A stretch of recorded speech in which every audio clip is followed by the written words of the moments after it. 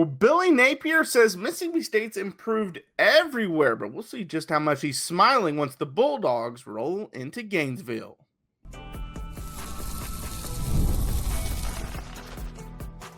You are Locked On Mississippi State, your daily podcast on the Mississippi State Bulldogs, part of the Locked On Podcast Network, your team every day. Well, thanks for making Locked On Mississippi State your first listen every single day, part of the Locked On Podcast Network, your team every day. Today's episode is brought to you by FanDuel. Right now, new customers can bet just $5, and if your bet wins, you'll get $300 in bonus bets to use across the app. Download the app today. My name is Jaron Spor. I'm a national college football writer at Athlon Sports. That's Landon McBride. We've got a fun show for you today. We're going to obviously talk about what Billy Napier had to say in his press conference like we do every Thursday, but also the SEC released their availability report. Who's out? Who's in? What's the status of Fluff? We'll talk about it. Plus, we will end the show like we do every Thursday with our upset of the week. I've gotten 3 straight. Let's see if I can get 4.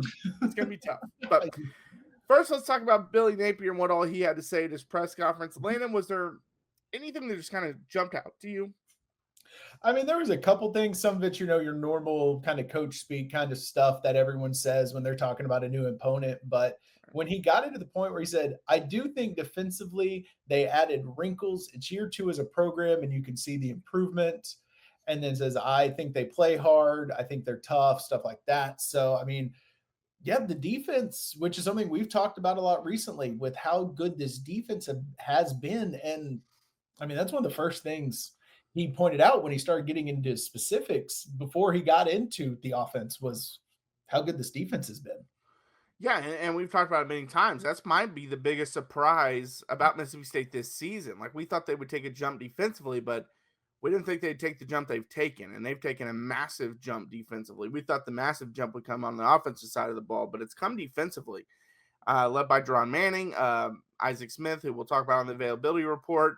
Guys like that have just transformed the defense, different guys on the defensive line that they've added, and linebacker, and the list goes on, and Kelly Jones getting better and stuff like that. The defense is a lot better. I did find it was kind of interesting. So they asked him about the up-tempo offense and time of possession, and then you're playing this Mississippi State team that goes really fast, and defensive fatigue is a thing, and he kind of poo-pooed it a little bit. He was like, yeah, I mean, I think ultimately that's football, right? I think you got to get stops. You got to make the most of your offensive possessions when you get them. That's his whole quote. That was it. Like, he kind of just ignored the question a little bit. And now I will say, to his point, and we've talked about this against Texas A&M, you can go fast all you want. If you're going 3 and out, you're not fatiguing a defense. So you got to be able to get first downs and keep drives alive. And so, like he mentioned, where, hey, you have to get stops. Yes, that's a big thing. But it just sounds like a guy that, and I understand this is probably why a lot of Florida fans want him gone, that just isn't aware of the situation that's coming. And I'm not saying that, like, oh, Mississippi State's the number 1 ranked offense and all that. That's not what I'm saying. But it just seems like a guy that's not aware. Whereas you will see a coach that's a veteran coach that understands, they'll be like Kenny Dillingham, not even a veteran coach, but he talked about it earlier this year and gave this long, detailed response about up-tempo offenses and all the things that it causes and stuff like that. And Napier's just like, yeah, it's football. Yeah, and he gives a lot of answers like that. He always seems to be kind of unaware, which makes me think he's trying to do more like his version of the Belichick thing, like the non-answer to try to seem like he knows more than everyone else. And I mean, that works when you're winning 6 Super Bowls. It doesn't work when your team is performing like his team right now. But, I mean, he's not wrong. If you stop an up-tempo offense, it's meaningless, and it gives you the advantage. So if that happens, then he looks like a genius. But otherwise, it's going to look pretty bad. Yeah, that's the thing. Belichick could get away with it. Popovich could get away with it. They were winning championships. Yeah. Billy can't get away with it, and he might not be able to get away with it much longer. We'll see, but because there was already reports this week, regardless of the outcome of this game, he's getting let go, and so we'll see. Now, those are just rumors, and hey, there were same rumors last year, and they released a statement saying he wasn't getting let go, and that was when they were 4-5.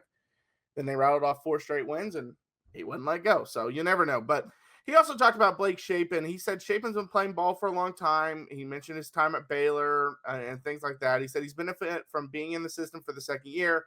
I do think the backs complement what they're trying to do there. So they've had a healthy run game, and then they've got some unique matchup players in the slot and outside.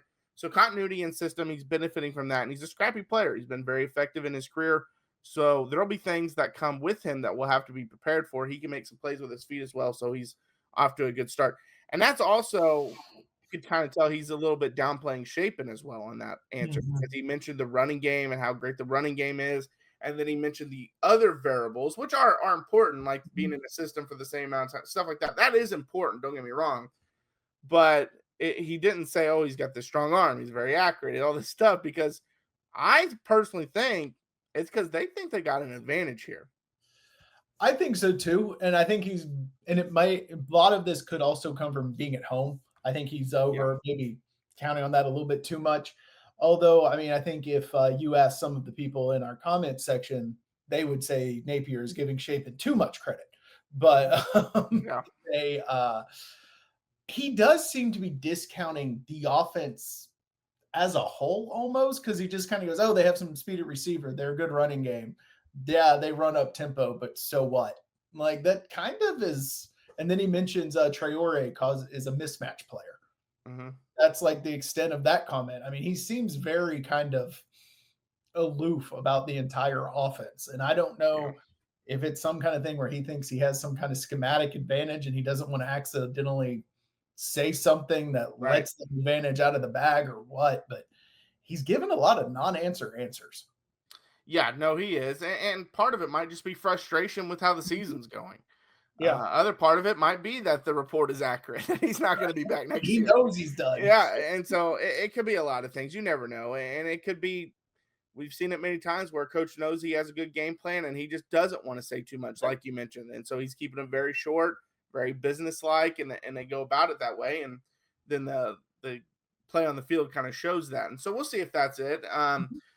But overall, I thought overall he gave he did get some good answers about Florida and how Florida has struggled this year and stuff like that. But as far as Mississippi State goes, not a ton of great answers. Look, kind of almost like he was overlooked. I know he's not overlooking, but that's just how the answers kind of came across for the most part. Yeah, it did kind of come across like that. And then you mentioned his comment on Florida, or like his comments on his own team. Right. And he had the one quote that sounded like he was trying to channel Tim Tebow. There's no one who has more urgency or passion or work ethic than us. It's like, all right, calm down. Like, Tebow's not walking through the door to help you. Right. Yeah. Tebow is not walking through that door. Now, funny thing about that, because I wrote this story for Athlon when it happened, Tebow, so they were in Gainesville for that game against Texas, and Tebow gave this really passionate speech about how only Gators come out alive in the swamp and all this stuff, and gave this one, and then they go beat Texas. So maybe that's what he needs again. He needs a big speech from Tebow. Tebow stay home. Yeah, you can stay home. You don't need to come over here. But yeah, overall, he did talk a little bit about DJ Lagway's not ability to run affects their offense a little bit, because they're really RPO heavy, but he's not really a threat running the football. But it's just a PO. Yeah, it's just a PO. But then on the flip side, he mentioned, he's like, yeah, but we knew that when we recruited him. He's just so talented as a passer. So it's like nothing surprised us by that. Which, that benefits Mississippi State, because we've gone, Joey Aguilar could run a little bit. Obviously, Marcel Reed could definitely run. So now you're going into a quarterback that's going to be a little more stationary. So that should help. But when he's on, he's the best passer of the group. So that's what you got to worry about. Yeah. All right. Coming up next, we got to talk about the availability report from Wednesday night. It came out. Who's available? Who's not? We'll talk about that coming up next. When the opening whistle blows on a new repair, get your crew moving forward with Supply House. Order today and see parts on your doorstep tomorrow. Over 280,000 plumbing, HVAC, and electrical items from the most trusted brands in the business. Their real-time inventory and honest lead times keep you from punting projects, while their industry-leading customer service always has your blind side covered. Need parts fast for a project? Supply House is next-day delivery. Talk about a game changer. The Part Finder tools and 3D schematics can save you hours on jobs where every detail matters. Their Trademaster perks like priority shipping and dedicated support make the whole process smoother. Join the free Trademaster program today and score serious perks like priority shipping, lower prices, and a dedicated support line. Visit supplyhouse.com to sign up for free and use promo code SHCollege5 for 5% off your first order. That's supplyhouse.com. Real people, real service. And the NFL season is here, and FanDuel has an offer you don't want to miss. Right now, new customers can bet just $5 and get $300 in bonus bets if you win. That's right. Pick a bet, put down $5, and if it hits, you unlock $300 in bonus bets to use across the app. I know a lot of people that use FanDuel. They love it and because of so many different ways to play. They built parlays. They try player props. They even follow the live lines during games. It makes watching football even more exciting when you've put a little something, you got a little something riding on the action. Whether you're a casual fan or love diving into the stats, FanDuel makes the game day experience so much better. So what are you waiting for? Visit FanDuel.com to download the FanDuel app today and get started. Well, thanks for making Locked On Mississippi State your first listen every single day, part of Locked On Podcast Network, your team every day.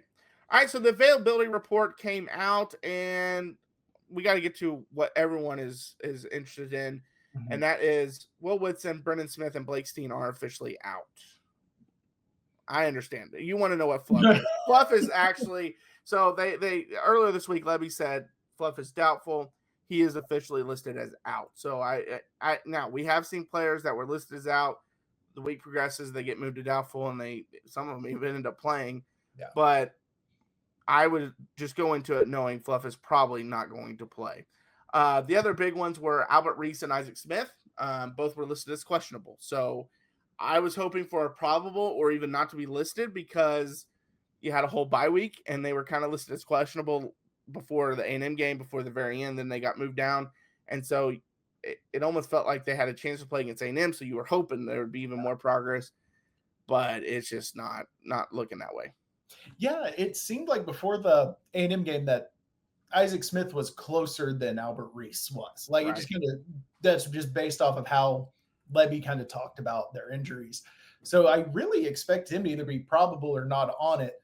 Kind of still expected Reese on it, but I honestly think Smith is going to play. I did remember reading that part about Levy saying that they didn't like participate in practice. Was it Monday or Tuesday or something like that? And so maybe that's why they're still questionable, is just giving them more time to walk through it and make sure nothing flares up. So, you don't have the whole, well, why weren't they on the injury report if they are now on the injury report kind of thing. But that's why tonight's going to be interesting. Do they get moved up to probable tonight? Do they stay as questionable? Or, worst case, do they get bumped down? Right. And we've seen this offensive line, still a work in progress, is much better when Albert Reese is on the field. Yes. He's been the best offensive lineman. And, we'll talk about it in the pregame. This Florida defensive line can get to the quarterback. So you need your best offensive lineman out there. So it could be it's a big loss if he's not out there, obviously. But, he's a guy you'd like to see back, especially given this extra time he's had to recover. Yeah, you really need him back. You could tell there was a big difference when he wasn't on the field against Texas A&M. And it's already a limited unit. We've talked about it. It's improved from last year. They do have more depth than last year, but they still don't have a ton of depth. And they don't have a ton of depth at that position because they already lost Steen. So you lose Steen. Albert Reese missed last game. Hopefully he's back because they need him for sure. And Florida's defense, 9 sacks on the year. 6 of those came in one game, but still they create a lot of pressure and things like that. So he, I think, is the most important player on that list that needs to play. Obviously Fluff, but we know Fluff is listed as out in terms of him and Isaac Smith. And Isaac Smith is very necessary as well, but Reese is even more necessary because of how bad the offensive line has played. Whereas I thought the defense played pretty well through 3 quarters without Isaac Smith. Yeah, they did. And A&M's offense is better than what Florida's offense is. So, you get that kind of performance against a Florida team, you're probably in it in the fourth quarter. Now, if Isaac Smith comes back, we've seen the kind of impact he has on this team, just from leadership perspective, along with his play on the field. And putting him back on the field, the team would just get a jolt. Like when your emotional and best player, your leader comes back, your team's going to get a little jolt. And that might be something they need after these last 2 losses, which, like I mentioned, should have beat Tennessee, could have been, were in it until late in the third quarter against A&M. And Isaac Smith gets hurt late in the Tennessee game. Maybe they win if he's in, Exactly. And so, if he comes back, this defense that has been playing very well in the secondary has been great, honestly. Yeah. Just takes another step up and could be the game changer. Yeah, for sure. So he's obviously very important. And he makes them able to do so many different things. They get more multiple different formations, different blitzes, he makes them do so many more things. Right. And the reason why it wasn't like they didn't play terrible without him was because they have a lot of good defensive pieces already. They just can't get as creative without him. And that can be the difference between a great defensive performance and a good defensive performance. If you can get more creative, and obviously it adds depth. Having him out there adds depth because that's another thing. They wore out. Now, I think they wore out because of how bad the offense was. That didn't help. Yeah. And so I think that's why they wore out. And so the offense can't go out and do that again. They have to be a lot better this upcoming game. But if they can be better and he's back on the field, you could see that A&M type performance for 4 quarters instead of 3.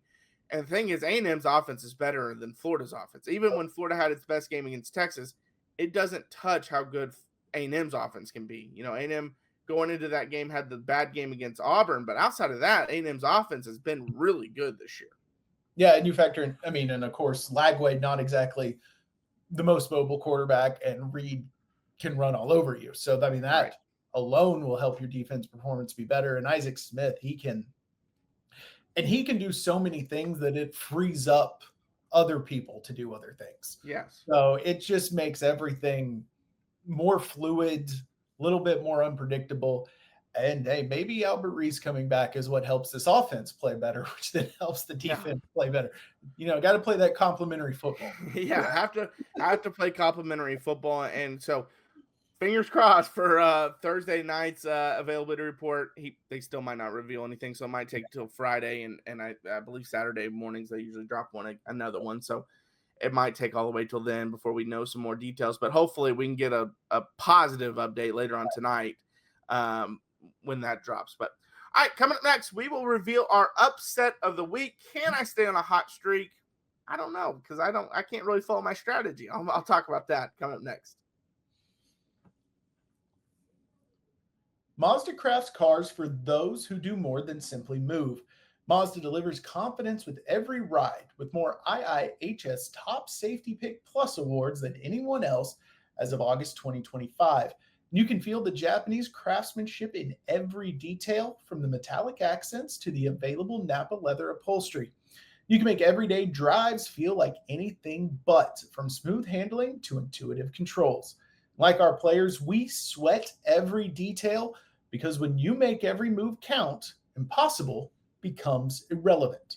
Mazda, move and be moved. Well, thanks for making Locked On Mississippi State your first listen every single day, part of Locked On Podcast Network, your team every day. All right, so this has become my favorite segment that we do of the week because I'm on a 3-game win streak. It was not my favorite early on in the season, but not mine. Landon, who'd you have last week? It was North Texas. Right? North Texas over. Right, yes, that did not go well for me. No, but you got to get back in the win column. Who are you going with this week? So the last couple of weeks, I've tried to pick the teams that are just like 1.5, 2 point favorites. Yes. Mm-hmm. I'm swinging for the fences this week. Okay.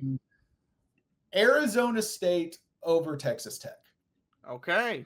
I'm going big. There is literally nothing I have. There is no reason I'm picking this team. This is just one I looked at it. I was like, kind of had a gut feeling about it, and it's a big swing, and I think that's what I need to get back on the winning side. Okay, so last I heard, now I hadn't seen a report, but Sam Levitt not going to play. Does that affect that? No. Okay. He's holding you back. No, I don't know. So my strategy has been, if a really good team loses and kind of loses in an ugly fashion, people kind of get off of them, and then they're the dog, and then they end up bouncing back. Did it with Illinois when they got killed by Indiana. I did it with Texas last week. That's kind of been my trend. So I was trying to look through the schedule, like what team fits that? Well, Oklahoma obviously fits that, but they're favored against South Carolina, so that I can't pick Oklahoma. There's not really many teams that fit that strategy. Like Oregon would fit that. No, not at all. And Oregon would fit that, but they're a favorite against Rutgers. So like, there's not many, and that wasn't actually a bad, ugly loss, but to some it might be, just because it was kind of an upset fashion. And I went through the whole thing, and Auburn had a bad, or Auburn and Missouri both lost, but Missouri's favored in that one, and I think Missouri's going to win that one. So I'll have to ask you a question because I got two in mind. Okay. So one of them, are we allowed to pick one even if the higher rated team is not the favored one? Yeah, I've done it. Okay, so if we're able to do that, I'm going with LSU over Vanderbilt.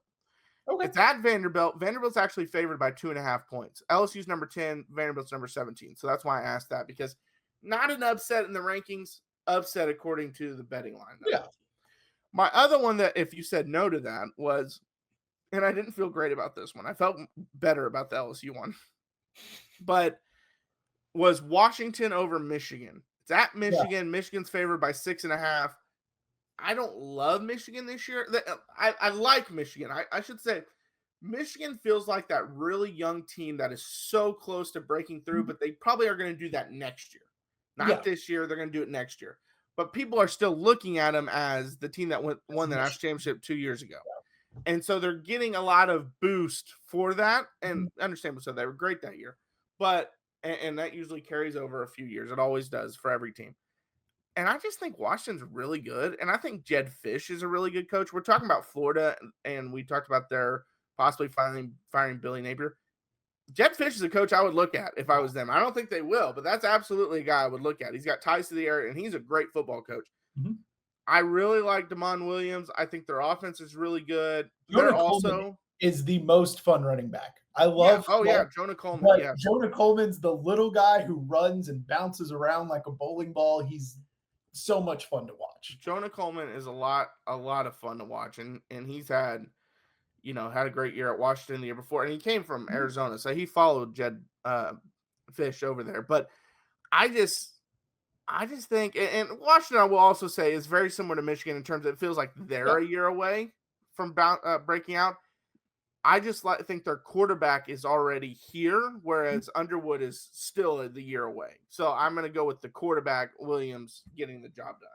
Would have been my other one. But LSU, since you're letting me do the LSU, I feel better about the LSU one. So I almost went with the Washington over Michigan one, but I just wanted to take a big swing. And if Levitt doesn't play, Tech is probably going to blow him out, but I'm not changing my pick. Like, I don't, it's one of those things where, like, I know Tech is good, but there's something about the team that is like, they're going to have just an awful game at some point. And playing a good team on the road might be when they and I was about to say, if they have their awful game not this week, they will still win because they're playing terrible teams the rest of the year. Yeah. This would be the only game that, I'll take that back. They do play BYU. So if they play bad against BYU could upset them. Outside of that, it's this one, and that's it. Because the other ones, they will win they're walking with a bad team. 12. Yeah, until the Big 12 championship game, they're just walking with bad teams. I don't mind that one. Another one, I wasn't going to pick this one, but something to keep an eye on, and I would not tell people to bet on this one because it's a Friday game, and Fridays are weird. Louisville against Miami is something people can at least watch. And I'm someone that says Miami's the best team in the country. It's just Friday games are weird. So weird. And it's a conference game. There's a lot of normally Friday games just get so weird. If it was in Louisville, I would probably pick the upset. I honestly would. Yeah. But Friday in Miami, I think that just means Miami might be even crazier. Yeah, that's true. And they might win by more. Yeah. All right, let's see if I can get four straight here. All right, well, thanks for making Locked On Mississippi State your first listen today. For your second listen, check out Locked On SEC.